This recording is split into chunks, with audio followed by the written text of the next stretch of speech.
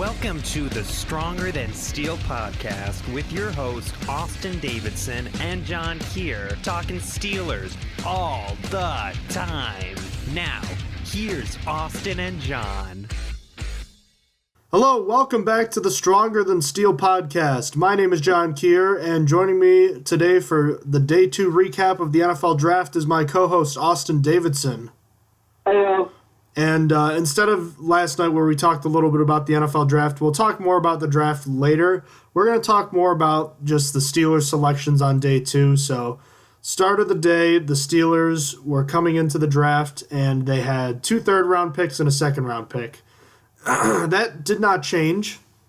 The Steelers went the second-round pick 28, and they nabbed wide receiver James Washington from Oklahoma State. Then they traded up from the 15th pick to the 12th pick in the third round, number 76 overall, to pick up Mason Rudolph, James Washington's quarterback at Oklahoma State. And in round 3, pick 28, the Steelers, number 92 overall, selected, his name is Chukwuma Okorafor, the offensive tackle from Western Michigan. Okay. We were wishy-washy on the first pick, Terrell Edmunds, yesterday. I guess let's start with the big name, and it's obviously Mason Rudolph. What do you think about that? Is this Ben Roethlisberger's eventual replacement? It better, damn be, because if it's not, Steelers fans are never going to let this down, because we have a lot to talk about with this pick. This pick has several layers that date back to last year that makes it such an odd and weird pick. Josh Dobbs, as much as I've ripped on him, now becomes even worse. It's an even worse pick to waste a fourth-round pick last year on a quarterback when we knew he wasn't going to get any starting time because he was not good enough to be a starter. He was not good enough to be Ben Roethlisberger's replacement. Even with development, it was a complete quarterback misdirection from going from a great, strong arm, accurate guy, great on deep throws, to a runner who's not very accurate at all. And, I mean, he has an arm, but not very much else. It was almost polar opposites. So now you bring in Mason Rudolph, and you have a four-man quarterback corral, and there's an odd man out. And it's really tough to say, but it's probably I can't even decide. I can't even decide who it is. It's in my mind, it's Josh Dobbs. That's it. They love Landry Jones. They've gone over that several times. He wants to stay in Pittsburgh for cheap. Why are they not moving on from him? It's just, to me, they're going to cut Josh Dobbs or try and trade him. I'm hoping they could get a 6th-round pick. That might be a little bit too much for teams. He was drafted in the 4th last year, since no team saw anything from him, basically, besides the preseason. Hopefully, he has some value for being young and having a chance, but I don't know. That's ideal situation because you're not getting anything for Landry Jones. Just get that out of the equation. I don't even think you can move up in the 7th round for Landry Jones, to be quite honest with you. So keep him as the second backup, or I guess Mason Rudolph might hop him immediately because of Mason Rudolph's skills. He's great at deep passing, but that's the whole problem we have right now. So decide that, and it's going to be an ongoing thing where we're talking about who is going to win the quarterback battle, because Josh Dobbs is a younger player. He should end the 4th-round pick on him recently. They should be giving him another chance. I never liked Dobbs, but I mean, I just think this whole pick is messed up. So let's go back to Mason Rudolph. Let's talk about what Mason Rudolph actually provides.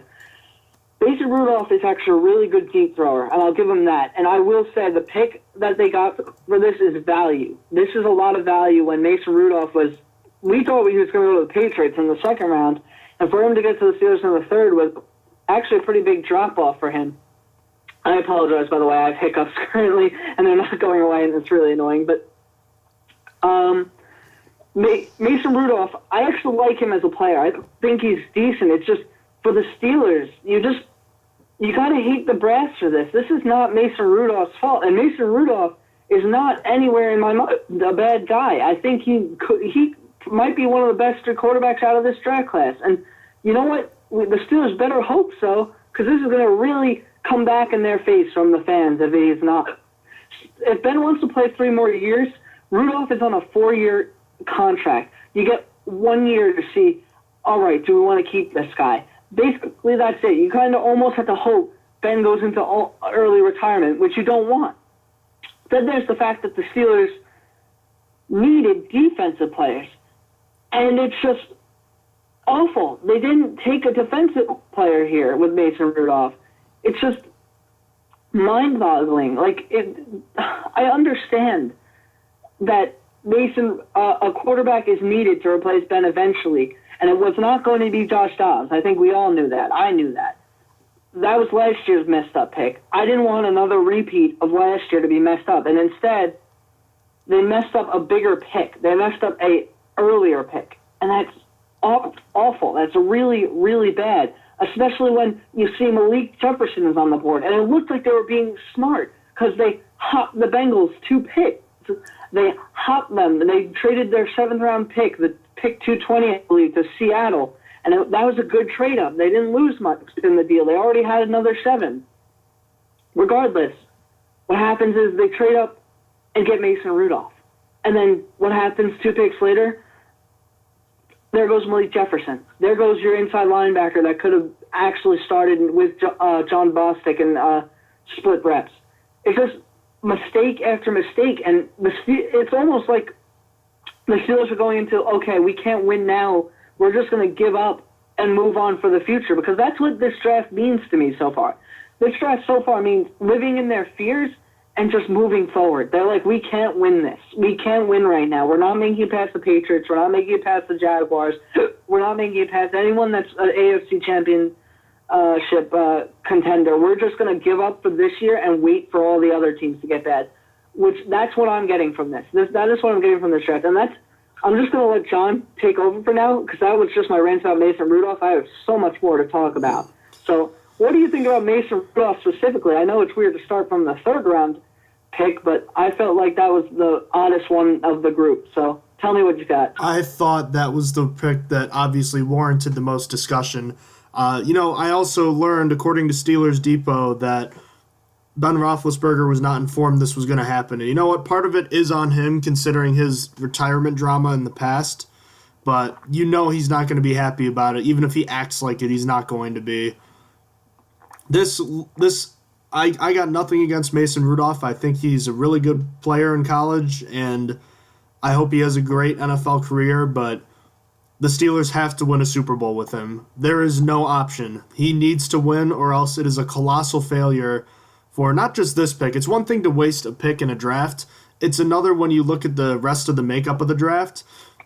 What the Steelers have done in the rest of this draft means that they absolutely have to win another championship with Mason Rudolph at quarterback. He has been unfairly placed because of the way the Steelers have gone about their business in this draft. He now has to win, and it's unfortunate because the Steelers should have taken an inside linebacker before that. They should have taken, in my opinion, I really wanted to see Malik Jefferson. That's the guy I really wanted to see, and they didn't take that. And in fact, they didn't take a defensive player at all in the first 2 days. This was a defense, by the way, that gave up 45 points to the Jacksonville Jaguars, a team not known for putting up a lot of points last year in a home playoff game. And the inside linebacker position, where the Steelers were noticeably weaker with Ryan Shazier going down. And I like John Bostic. I don't want to see him on the field for 90% of the plays, which he might have to be, considering the fact that they don't have a guy who can play the middle of the field. John Bostic is not that guy. Maybe it means Terrell Edmonds is actually going to be that guy in the middle of the field on passing downs, but we don't know how that's going to turn out.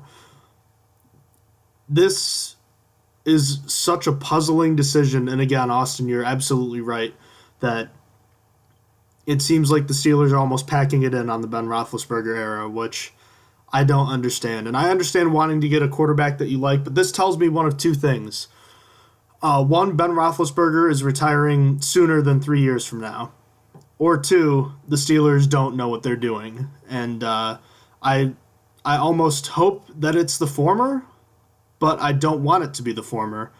There's nothing good that comes from this in my mind. And I mean, again, because of what's happened in this draft, Rudolph is basically, he has to be the guy because the Steelers did nothing to address their defense. And with the defense in the current state it's in, it's not good enough to win a championship. The Steelers have to basically go through last year's schedule, somehow be better than they were last year without Martavis Bryant and without Ryan Shazier for a full season, and they have to do it against a tougher schedule, what looks like a tougher schedule. I don't understand it. We'll see how Mason Rudolph turns out, and it's a lot of instant reactions the first night, but I wouldn't have hated a quarterback. Let me tell you, Austin, would you have hated the Rudolph pick if the Steelers managed to somehow trade up and get Rashaan Evans or an inside backer in the first, and maybe somehow if they still had a second round pick if they drafted a safety then or something like that? Would you have been okay with the Mason Rudolph pick then? Absolutely. I probably actually would have been ecstatic if the Steelers actually drafted decent defensive players in the first 2 rounds, like Rashaan Evans, and then maybe got Ronnie Harrison in the second, who actually just won in the third. I would have been quite all right with that. I would have literally been fine, and then I would have thought, wow, Mason Rudolph was a very value pick. He's really good, and he could replace Roethlisberger, as he is pretty similar in the fact that he has pretty good deep throw accuracy, and he's pretty good at the deep throw. But it's just the fact that they didn't take defensive players in those first 2 rounds ruins it. It ruins the pick, and it puts a lot of pressure on him from Steelers fans, and it just sucks. I'll give you another one. Let's say, just hypothetically, the Steelers take Justin Reed and Malik Jefferson instead with the first 2 picks, and then go Mason Rudolph, just as the hypothetical. Would that have been good? I think I still would have liked it, even though it would have been apparently reaching for those guys. I mean, I guess not Malik, but it's just still, everything looks clear in retrospect, but I would have liked that better. If that's how this went out and the Steelers picked Justin Reed in the first and Malik Jefferson in the second, I would have been happy. I would have been happy with Mason Rudolph again because I knew the Steelers were getting defensive players that were going to contribute at least a little bit. Justin Reed, not as much, but I feel like Malik Jefferson would have spent some time splitting it with John Bostic. It's just upsetting. I completely agree with you. So I think we're both in agreement that it's not the pick of a quarterback or necessarily the guy. It's the rest of the draft that makes this frustrating. Am I correct in that assessment? Yeah, you're correct. All right. So now that we've gone over that, I guess let's work back to the second-round pick, James Washington, Rudolph's number 1 receiver at Oklahoma State, a guy that you looked at, correct? Yep, I looked at James Washington. Alrighty. 5'11". He looks like, with the 4.5 40 time, it looks as though this is going to be the new deep guy to replace Martavis Bryant. A second-round grade. Some people seem to think he was a reach, but I got to be honest with you. I think this was the Steelers' best pick of the draft so far. I think this is going to be a good player. Really? People thought this was a reach? That surprises me. He was mocked at the beginning of the second round. I honestly think the Steelers got a deal on him. And I really like him. I think he literally is he is a perfect replacement for Martavis Bryant. He's pretty fast. He's tall, and he's really big deep threat. He's really good on those vertical routes that go straight forward. At his worst, he's going to be another Shammy Coates. That's really it, because from what we've seen from him, he can run forward really well and catch those deep balls. I'm trying to get the number that I had. I think he averaged 20 yards a catch in college. Just under. He really just under ran that. Deep routes like a madman. And that's honestly perfect for Ben Roethlisberger. I mean, in the beginning of the year, his deep accuracy was gone, but it's still in the second half of the year it came back. So we're hoping that it stays like that when he comes back. And believe it or not, Washington was actually my 4th-ranked wide receiver out of the ones I looked at. It's just, but I actually only had him that low because he was the only one who lacked a return experience out of the wide receivers I looked at. And I thought he was going to be going in the beginning of the second round. I didn't think he would be there for the Steelers' second pick, so I thought for the Steelers to get him, they would have drafted him in the first. So that's why he was my fourth wide receiver. If I knew the Steelers could have got him in the second after that pick without moving up, he probably would have been my second favorite. And I did not like him. It was just because of his lack of return experience and him being too high of a pick. But I really like him overall. I think he's going to fit in fine. It gives the Steelers more depth. I like that Justin Hunter is not the wide receiver 3 anymore. And it is the only pick of the draft that I've liked so far. It's the only one that gets. I think I'll give it an A. I think it actually does get an A because I don't have a problem with it. I think it was a really good pick. What do you think? Yeah, this was definitely the best pick for the Steelers so far. I liked it a lot. It seems like the perfect guy to step in and be the new deep threat for the Steelers, and he definitely bolsters the depth. I still think they need one or maybe even two more guys to back them up, but I think this was a smart move and a good move for the Steelers offense, and I think he'll slide right in. One thing that is important to note about him as opposed to Martavis Bryant, let me back up. He led the nation this past year in passer rating when he had to come. His quarterback's passer ratings led the nation when he was targeted and brought down contested balls. That is something I don't think we ever saw Martavis Bryant really do, is come down with a contested catch. I'm sure that's something the Steelers looked at, and I'm sure they loved that. And that, if he can do that, that makes him a better player than Martavis Bryant. So I think this is a good pickup. I like it. Second straight year the Steelers have gone a second-round receiver, and unlike last year, I am quite a fan of this one. All right, that just leaves Chuks Okorafor, the offensive tackle from Western Michigan. I saw someone tweet about it just before the pick saying, I've seen the Steelers, having some interest in this guy. And I was about to tweet, well, that just figures, right? Watch, they're about to do it. And then they did it. And I had nothing against offensive linemen. I love offensive linemen. But again, considering the fact that this defense just got torched and it's gotten worse since the start of last year, there is no defense whatsoever that the Steelers are getting another offensive player who's not going to play next year, barring for some reason Villanueva or Gilbert are suspended or retiring for some reason. Austin, the only explanation that makes any sense if the Steelers are, quote, in win now mode is if they're making a trade to acquire J.J. Watt or something. Yeah, I can't see that happening. I mean, basically, well, we got to hope for to like this pick. It takes a lot to like this pick, and there's nothing against Okorafor. I think that he is a good player. I haven't really seen a lot on him yet. I'm still trying to learn about him and stuff because this is a guy that neither of us looked at. I don't think either of us looked at a lineman this high, or at least expected to go this high.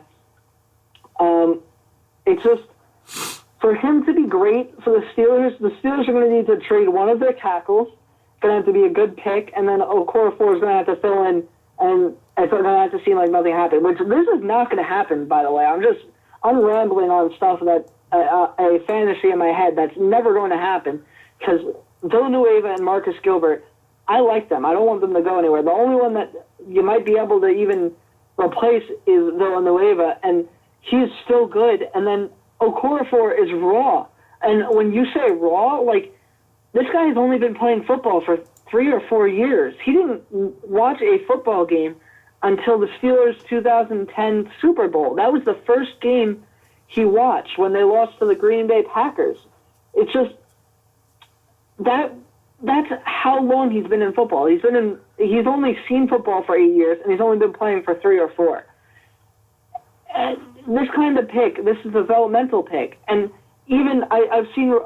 Let me get the tweet. It's right here. Munchak said Chuks has only played offensive line for 3 or 4 years. He doesn't have a lot of bad habits, but he's not close to being developed. Why are you going to take a guy that's not close to being developed in the 4th when you could do that in the 6th or 7th? Or, I mean, the Steelers don't have a 6th-round pick, but you could even do that in the 5th or 7th. It's just stupid. I understand that I've said several times, I love when I trust in Munchak, and I love him working with late-round picks. I don't know why you had to pick one in the 4th. It seems like such a waste. If you couldn't develop picks so well, just leave it to the later rounds. What is the point of taking one? especially when you don't even need one anytime soon. I have to assume now they're kicking Gerald Hawkins out, too. It's just because is there room for him? I don't know. I don't feel like there is. I feel like he was injured this one year, and then he just finally got some playing time this year. It's just what's going to happen with this entire roster? I don't understand. It was just such a bad move. Like, this pick, I didn't really know where they wanted to go. I wanted them to pick Shaquem Griffin. I wanted them to – it was time to move on from inside linebacker. I think that the Steelers are going to make the same mistake and just not take an inside linebacker this whole draft. And honestly, at this point, I was okay with that because it's like there's no one going that you could take anymore that can get into a starting role that I'd say, okay, that's better than John Bostic. It's going to be equal. It's going to be lateral. Like, what do you need? A change of pace inside linebacker? That is like a weird statement. You don't say you don't get a change of pace inside linebacker to take a few reps. I don't know. That's just so weird. And then I was hoping for edge because the Steelers still have no edge. This is getting really worrying. As Anthony Chickillo did sign his tender, but like still, there's 3 guys on the roster that have played in the NFL game. The other ones are all raw or not so good, or just they're not even meant to be there. They're just camp bodies. So this is really disappointing of a pick, and it's again not Okorafor. It's not his fault. He seems like he's good. He seems like he should have gone later, actually, because he needs a lot of development. He's only been playing for 3 or 4 years. He's just got tremendous size, and the Steelers like that. He's, I think 6'6", we said? Yeah, 6'6" and 320 pounds. So he's a big dude, but still, for round 3, that was not the move. That was not the move at all. I wouldn't have even liked it if the Steelers somehow got back to the 4th round.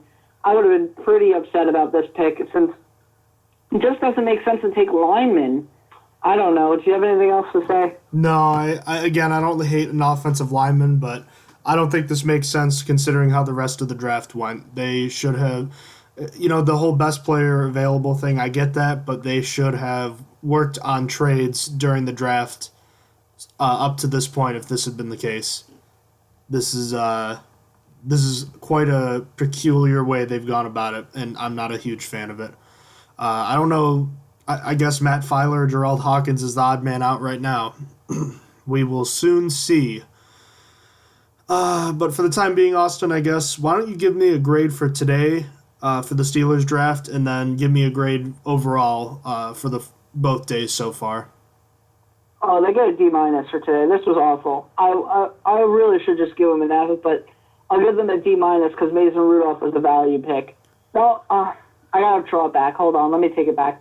I'll give them a D because James Washington really does help them out too. I'll say a D, and then overall they got a C- right now. They're rolling with a C- because I feel like that's the average of the picks. Or it's somewhere between a D+ and a C-. What do you give today, and then overall? Today I gave them a C-. Look, the Washington pick I like. That gets an A for me. Rudolph, I don't hate the pick. I don't hate the idea of a quarterback there. The pick itself is like a B- for me. The Okorafor one is honestly like a D right now, if that. I'm going to grade the Rudolph one a C+ just because the Steelers hadn't gotten a defensive player at that point. I'll give it a C, actually. I want to give it a C. The last 2 picks were really mind-boggling and confusing when you understand the fact the Steelers defense gave up 45 points to the Jaguars in their last game and has gotten worse without getting better. But the only addition was Terrell Edmunds. That's it. And I don't know what he's going to bring to the table next year. So today, the Steelers get a C-, and because I gave them a C+ yesterday, that it equates out to a C in total. Where do they go from here, Austin? I mean, I know it's as much of a crapshoot as anything, but at this point, the Steelers have to pick at least another defensive player, right? Hopefully. I mean, you gotta hope at this point. They need edge. I guess you could rule out inside linebacker. Really, they just need edge. At this point, they need edge. That's it. Basically, two of their last 3 picks should probably just be edge, and they should move on with their lives. I don't know. What do you think? Where do they go from here? I want them to trade their final 3 picks to get a high pick in the 4th round and just get an edge or an inside line. I don't know. I honestly don't know now, and I'm honestly kind of glad. I'm going to be at work tomorrow during most of this. The draft starts at noon tomorrow. I'll be working from 11:30 to 4, so I'll probably miss most of it. Are you going to be able to cover it at all? I actually haven't even looked at my schedule for tomorrow, so I don't even know. All right, but either way, time will tell. This has been honestly a very strange draft.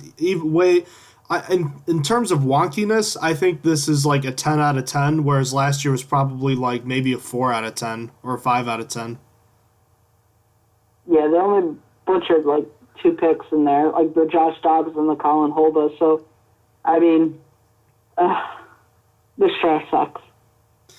Alrighty, so I think that wraps things up for today. We'll be back for day 3 and a full recap of the NFL draft tomorrow, Austin. Anything else you want to add before we finish up tonight?